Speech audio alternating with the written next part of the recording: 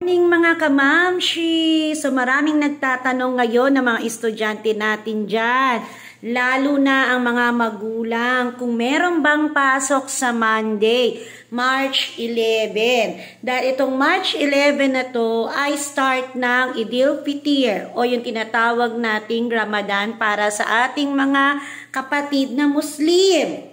So ang sagot dyan ay may pasok po. Wala pong declaration ginawa ang Malacanang na walang pasok.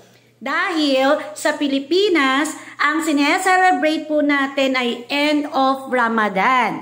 Tandaan po yan mga kamamshi, mga kamag-aral, mga kaguro, at mga magulang, may pasok po sa Lunes.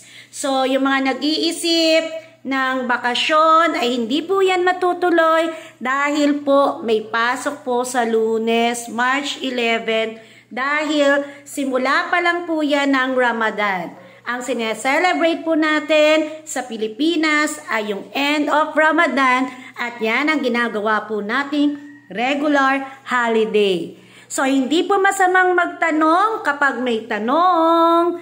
Magtanong na lang po. 'Di ba? Sabi nga, i-right made yan.